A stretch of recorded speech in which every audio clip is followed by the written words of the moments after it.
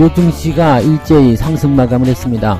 다우지수, S&P 500 사상 최고치 경신하는 모습이 나타났고요. 자, 이 정도면은 어마어마하다라는 식의 느낌이 좀 나올 수도 있을 것 같은데, 일단 투자자들 입장에서는 주가가 더 오를 것이다 라는 식의 이야기와 또 오르지 못할 것이다 이런 전망이 같이 있습니다. 특히 국내 증시 같은 경우도 주가가 더 빠질 것이다 라는 생각을 하고 있는 분들이 많이 계시기 때문에 여전히 위험성과 그 다음에 좀 주의해야 될 상황들이 같이 공존하는 것이 아닌가 생각해 봅니다. 그럼에도 불구하고 기대치는 많이 높아지고 있는 것 같아요. 자, 이 부분들 알아보도록 하고요. 최근에 2차전지 관련주들에게 악재가 좀 많죠. 네, 어닝 쇼크 이야기부터 시작해서 리튬 가격 인하에 대한 우려감, 거기다가 트럼프 대통령의 당선 가능성, 트럼프의 대통령 당선 가능성입니다. 네, 이런 부분들이 불거져 나오면서 굉장히 좀 부담스러워지고 있는데 2차전지 관련주들 그 이야기들 한번 잠깐 알아보도록 하고요. 자, 올해 들어서면서 신용이 20배나 폭증했다고 합니다. 근데 시장 전체 잔고가 20배나 늘어나지는 않았죠. 이게 기사가 조금 보면은 너무 과장되는 그런 모습이 좀 있어요. 그리고 뭐 신용 잔고 금액이 뭐 한 2000% 막 이렇게 올라간 그런 기업이 있긴 있습니다. 신용 잔고가 2000% 정도 올라갔다. TA 홀딩스 같은 게 그런 거거든요. 근데 그렇다고 해서 신용의 전체적인 규모가 이렇게 막, 왜냐면 이제 하나가 그 20개가 됐다 그러면은 2000%가 되는 거거든요. 이런 거에 대한 부분을 좀 알아야 되긴 하는데, 어쨌든 신용이 좀 많이 늘어났다는 것은 참고할 필요가 있을 것 같아요. 그래서 이 부분도 같이 알아보도록 합니다.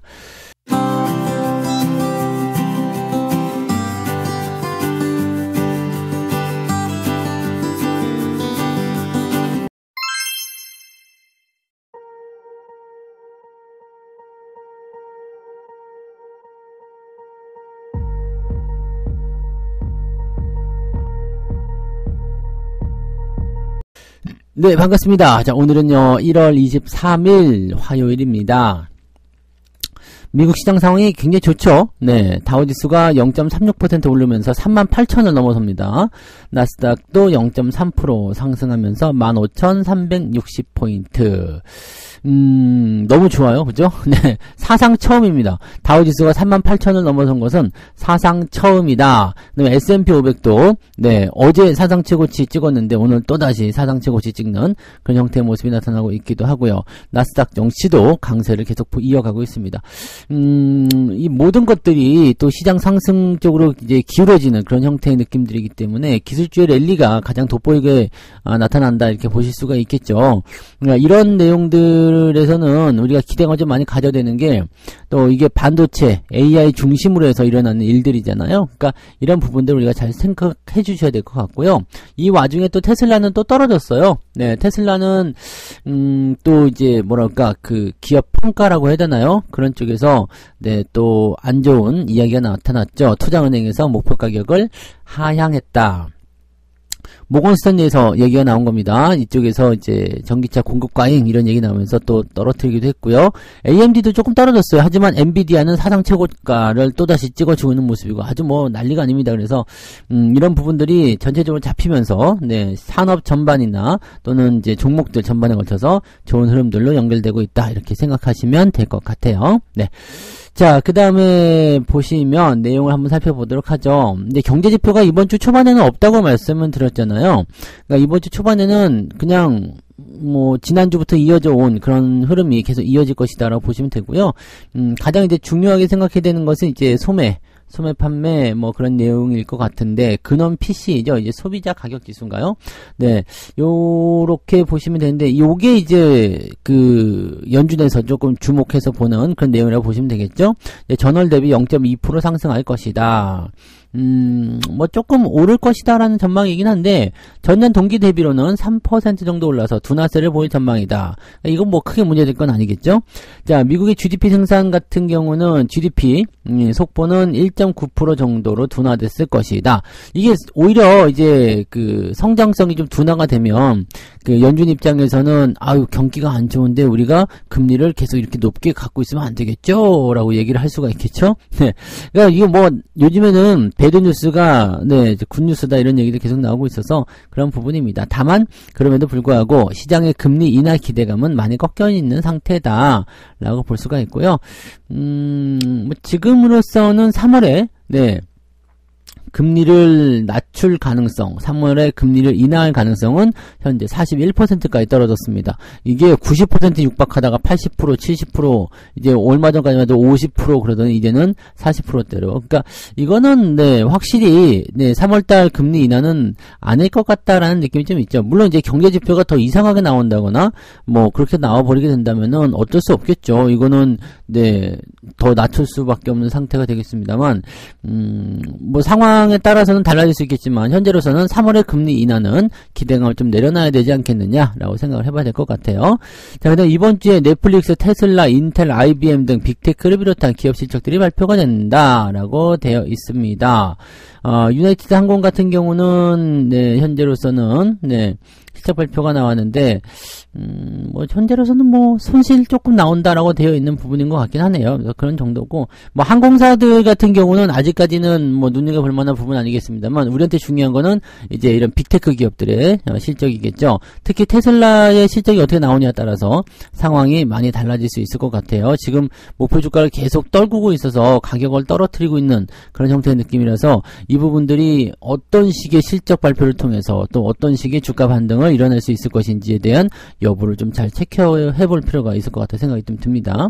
현재로서는 주 초반, 뭐 내일 정도, 뭐 조금 길게 보면 목요일 정도까지도 크게 문제는 없을 것 같아요. 우리나라 증시는요. 주말이나 돼야지 영향을 받을 수 있기 때문에 이번 주는 그냥 편안하게 네, 삼성의 등에 타고 하이닉스 등에 타고 반도체 등에 타고 좀 이렇게 편안하게 가시면 좋지 않을까 생각합니다. 2차 전지는 조금 많이 흔들리는 경향이 있겠습니다만 그 외에는 나쁘지 않을 것 같아요. 네. 자, 그 다음에 또 다른 내용을 보시면 실적 시즌에 따라서 네, 증시 분위기가 크게 달라질 것이다. 특히 최근에 매수세가 집중되고 있는 기술주의 실적이 제일 중요하다라고 되어 있죠. 기술주 실적이 왜 중요하냐면 사실 기술주가 금리에 대해서 영향을 가장 많이 받았던 내용이잖아요. 근데 그럼에도 불구하고 주가가 올라간다. 근데 여기서 금리까지도 이제 내려갈 수 있는 상태를 만들어준다. 그러면은 기술주는 날개를 달 수가 있거든요. 그래서 그런 분위기는 전 세계적으로 쫙 퍼지게 되겠죠. 보통 그리고 증시가 좋아질 때, 시장 경기가 좋아질 때 가장 먼저 반응하는 게 또 기술주이기도 합니다. 그래서 그런 부분들 체크하시면 되고요. 국채금리 조금 내렸죠. 네, 10년물 국채금리가 4.1 이런 거 내려왔네요. 2년물 국채금리는 4.39. 뭐 이 정도면은 네, 0.29 정도 차이 나는 거죠. 이거 확 뒤집으면 안 되나? 네, 뒤집으면 금방 뒤집을 수도 있을 것 같은데. 자, 아무튼 뭐 그런 정도고요. 네. 뭐 빅스 지수 같은 경우는 13.1이다. 뭐 이건 뭐 별로 의미 있는 수치가 아니네요. 워낙 바닥권에서 움직이고 있어서 요즘에는 이제 변동에 대한 부분들이 상당히 많이 안정화되어 있어요. 그래서 변동성에 대한 부분들 또는 공포지수, 주가를 크게 떨어뜨리고자 하는 어떤 형태의 느낌들은 거의 없다고 보시면 되겠습니다. 근데 금값이 조금 내려가는 모습이 좀 있대요. 네, 조기 금리 인하 기대감이 꺾이면서 다시 약세로 전환되고 있다. 이렇게 전망이 되고 있다고 합니다. 금에 대한 부분들은 뭐 단기적으로 보시면 안 되겠죠. 길게 마치 멀리 10년 이상 이렇게 보면서 투자하셔야 되는 거라서 이런 거에 대한 부분들은 네, 뭐 지금 중요하진 않을 것이다 보여집니다. 그리고 이 금값 같은 게 보시면 아시겠지만 네, 크게 오르거나 크게 내리거나 이런 식의 투자 그 상품은 아니에요. 그러니까 이런 부분들은 그냥 참고용으로 보시면 될 것 같아요. 자, 유가 같은 경우는 네, 급등을 좀 했습니다. 우크라이나가 러시아의 에너지 시설을 공격했다 이런 얘기가 좀 있었죠. 걔네들 아직도 전쟁하고 있어요. 뭐 이미 주가의 반영은 다 끝나서 이제는 중요한 요소를 작용하고 있지 않습니다만 간간히 이렇게 네, 영향력이 있는 그런 그 이야기들이 전달되고 있기 때문에 그런 것들을 이제 좀 참고를 하면서 가기는 해야 될 것 같긴 합니다. 자, 어쨌든 유가가 올라가면서 네, 원자재 가격 인상에 따른 부담감 나타날 수 있겠죠. 이렇게 되면은 석유화학이나 이런 기업들 또 주가 반등이 일어날 수가 있겠죠. 정유주 섹터 이런 쪽 또는 해운주 뭐 이런 쪽도 충분히 가능성이 있어 보이죠. 중동 지역이 제일 큰 문제야. 중동, 중국 앞에 중자가 들어간 애들이 되게 큰 문제네요. 이것들 다 싸잡아가지고 저기 달나라에 가서 살게 하면 좋을 것 같은데. 아무튼 네, 그런 쪽으로 보시면 될 것 같고요. 국내 증시에는 영향이 크진 않을 것 같습니다. 네, 뭐 특별하게 이번 주는 뭐 그런 내용이 없기 때문에 단계에 많이 올라갔거나 분위기가 조금 이상해지거나 실적에 대한 영향을 받는 그런 종목들만 좀 조심하면 될 것 같고요. 반도체 쪽 같은 경우는 지금 단기적으로 많이 올라가서 조금씩 차익 매도가 나타날 거 생각되고 있습니다만 그럼에도 불구하고 꺾이지 않는 그 힘이 축적되어 있기 때문에 또 장기적으로 봤을 때는 긍정적으로 보여야 되는 부분들이 많이 있어서 좀 더 멀리 보시고요. 문제는 이제 2차전지 관련주들이 하락세를 거듭하게 되면서 시장에 압박감을 주게 되면 반도체도 그냥 적당한 수준에서 팔아먹자라는 식의 느낌이 나올 수 있거든요. 그러니까 그런 부분들도 같이 보셔야 됩니다. 자, 그래서 두 번째 이야기는 2차전지로 한번 가보도록 하잖아요. 리튬 가격이 지금 마이너스 80%까지 떨어졌다는 얘기가 있습니다.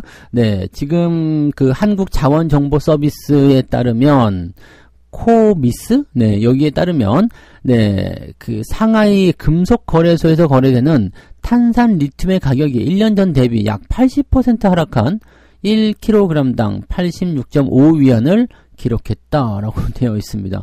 와, 탄산 리튬이 2021년 초에는 60위안이었대요, 1kg에. 그런데 이게 2022년 11월 이 시점에서는 1kg당 581.5위안까지 얘네도 너무 폭등했었구나.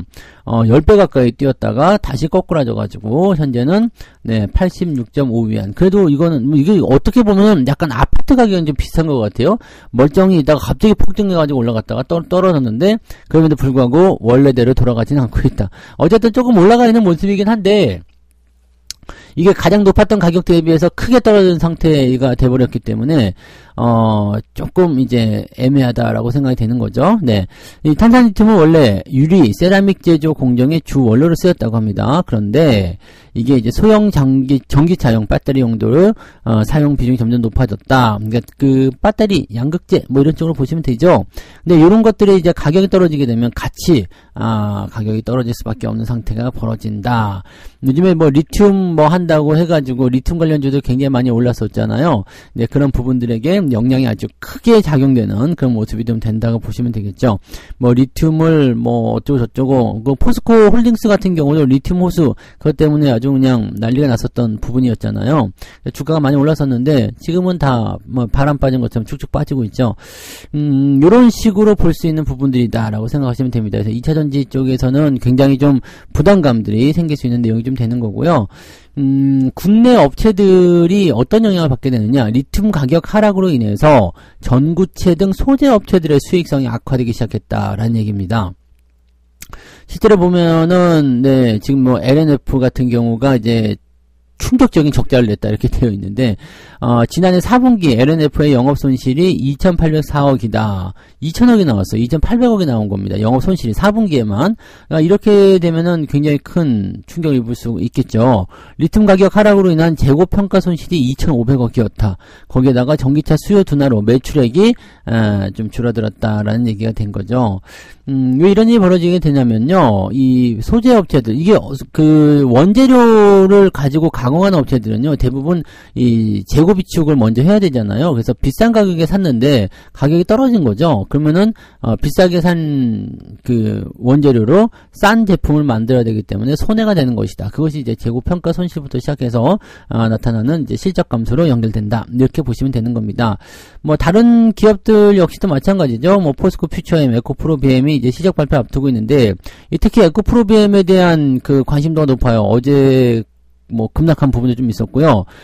얘가 이제 2월 7일이죠. 에코프로비엠이 2월 7일날 시적 발표가 있는데 지금 부정적인 전망이 계속 나오고 있기 때문에 2월 7일 실적 발표에서 뚜껑을 열기 전까지는 공포감이 계속 커질 것 같아 보입니다. 지금 상상인 증권에서는 영업손실이 100억 원이다 라고 되어 있지만 다른 증권사에서는 뭐 400억 이상 손실이 날 것이다. 영업손실이요. 날 것이다. 그러니까 이거는 중요한 게 이거예요. 계속 성장한다는 쪽으로 초점을 맞춰놓고 있었던 종목인데 갑자기 적자라고 이렇게 얘기가 돼버리는 거거든요. 적자가 난다 그러면은 일단은 뭐 보수적으로 딱 생각이 되잖아요. 그러니까 이런 부분들이고, 이 탄산 리튬과 관련된 그런 부분에서의 재고 평가 손실 반영이 어쩔 수가 없다. 그러니까 뭐 잘 팔리고 안 팔리고를 떠나가지고, 네, 부담감이 좀 있다라는 얘기가 되는 거죠. 재고에 대한 부담감. 여기다가 지금 트럼프가 치고 올라오고 있어요. 네, 트럼프의 경쟁 상대가 나 안 할란다 그러면서 트럼프를 지원해 줍시다 이렇게 갑자기 말을 바꿨어요. 그렇게 되면서 무슨 일이 벌어졌느냐? 트럼프의 차기 대통령 당선 가능성이 높아졌다. 근데 트럼프가 되게 되면 이제 친환경부터 해가지고요, 이 가장 먼저 없앨 게 이제 IRA다라고 되어 있습니다.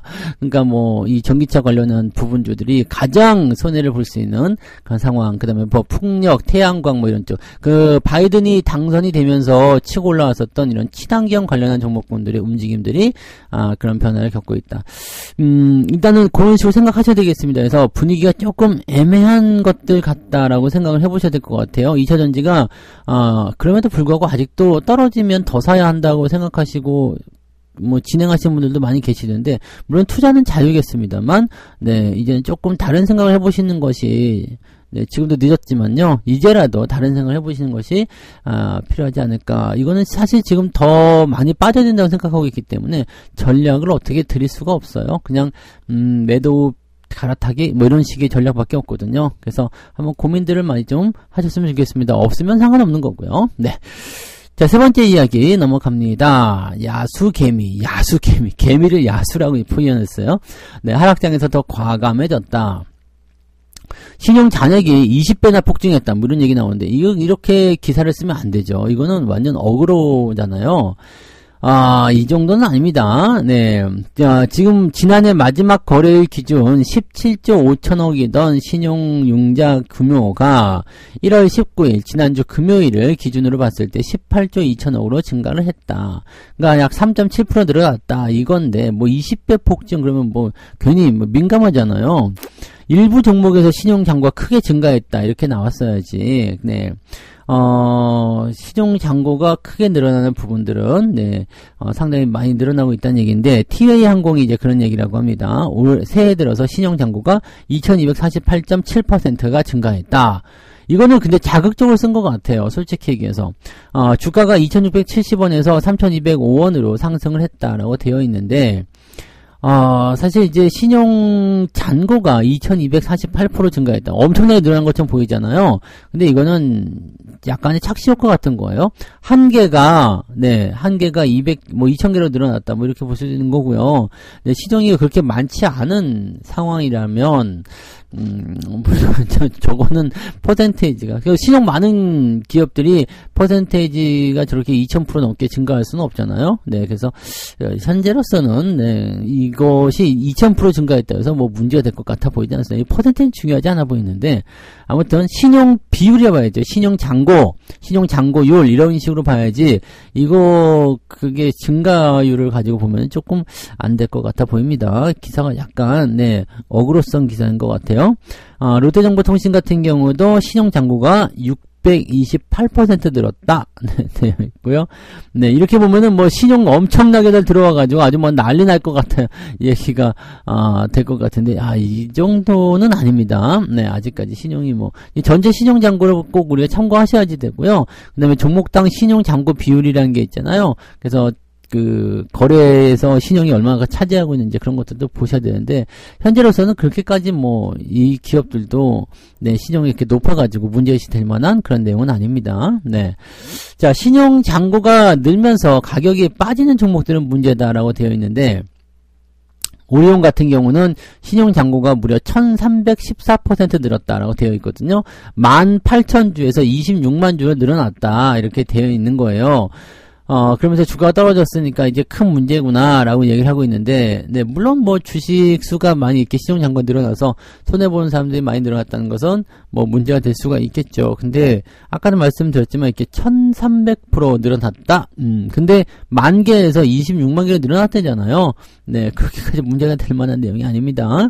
네, LG 역시도 마찬가지라고 되어 있는데, 신용잔고가 6만 주에서 12만 주로 됐다. 그래, 100% 넘게 올랐다라고 얘기할 수 있겠지만, 네, 그렇게까지 저거 한 건 아니에요. 물론, 이제, 개인 한 명에서 보는 관점에서 뭐 80만 주, 뭐 6만 주, 뭐 이런 식으로 얘기가 나오면은 조금 많다라고 생각할 수 있겠지만 이게 모든 사람들이 다 합쳐서 만들어낸 수치이기 때문에 이걸 가지고서 좀 적어하기는 어렵습니다. 다만 이제 그 주의를 좀 해야 되는 것 중에 하나가 뭐냐면 이 포모 현상이요. 네. 나만 빼놓고 어디 가냐라고 생각되는 이 두려움 심리가 확산될 때는 비투가 증가한다고 되어 있답니다.